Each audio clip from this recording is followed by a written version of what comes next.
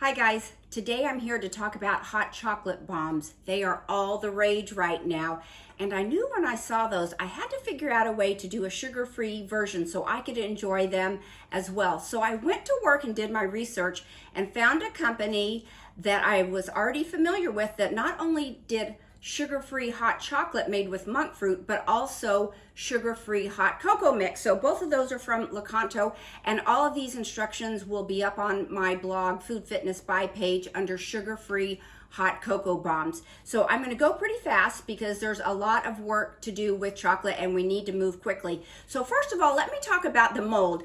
The mold comes in a slot with 6 different containers, and so once I got this home, I cut those into 6 separate pieces because they're easier to work with individually. Sometimes they're kind of hard to find. You can go online and find them, or if you're lucky like me, I live in Wichita, there's a place called Cake Stuff on the west side of town. I think it's 8900 West Central, and they have a big shipment in there. I think it's like $15.99, but these are very stretchy and very easy to work with. So that's my big first tip on the molds. Once you find the molds and you find the right chocolate, if you're not doing sugar-free, I think they just use melting chocolate, and that's super easy to work with. But the sugar-free chocolate is a little bit more delicate to work with, and so I have a few tips that I want to share with you that will still make it pretty easy to work with.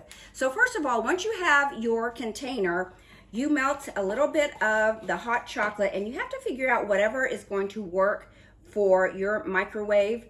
I did 1/4 of a cup of chocolate chips, and that covers about 3 of these containers. So as you can see, I'm just not using any special equipment, just a spoon to coat the inside of this hot cocoa bomb mold. And I can't remember if I said this or not, but this is about a 2.5 diameter circle. You want to make sure it's big enough to hold your fillings, but not so big that it won't fit in the mouth of a standard mug.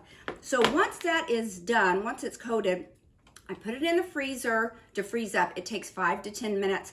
And what I do with the hot cocoa, the sugar-free chocolate, is I do a second coat. Once I bring it out, it's going to look similar to this, but I then just take another spoonful and do the inside perimeter because I want to thicken the edges, and I'll tell you why in a minute, and see if there's any bald spots in the middle.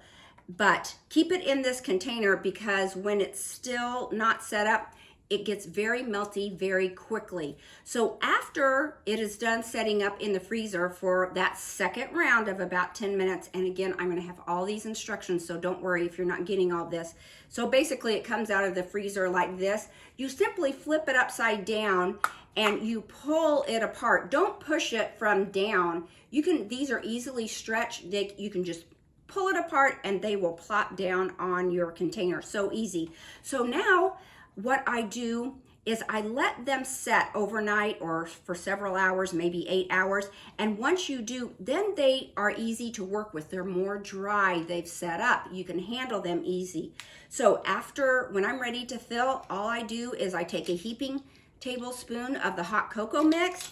And the only thing that's not sugar-free are these little marshmallows. But honestly, this whole thing is only about 100 calories. So you can just take a few of these if you want to sprinkle those in there. And here comes the fun part. You set this down on a hot skillet to melt the rim of that, and then you pick it up and then you just set it on top, and that hot melty chocolate, maybe wasn't enough, which is okay. If you don't get it enough the first time, you can just set it back down, and then that will just set up very nicely.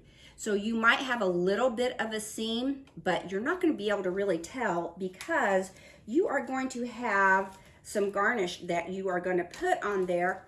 I have some chocolate chips just melted in a baggie, snip the corner, and you want to do a little garnishment of drizzling this over the top.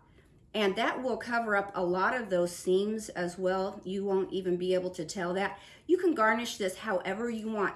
I also even found sugar-free peppermint at the Dollar Tree, I think, and you can just sprinkle that on there if you want to do that. And you have just a really nice decoration. I think it's fun. You can share them as Christmas gifts, but in the end, it looks like this.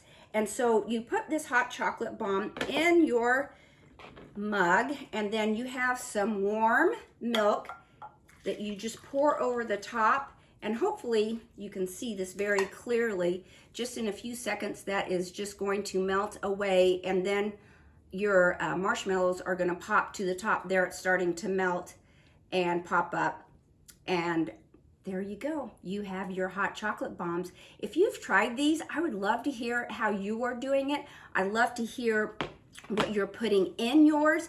The options are limitless, but what a fun idea to do with your family over Christmas. Or actually, this can be used all winter long. Actually, it can be used all year long. Who wouldn't love a cup of hot cocoa any time of year? But this is a fun way to still do sugar-free and enjoy these type of new treats that are out there on the market right now. So hope you're having a wonderful holiday season. And again, if you have ideas of what your favorite things are to put in the middle, please share them with me. Thanks so much. Bye-bye.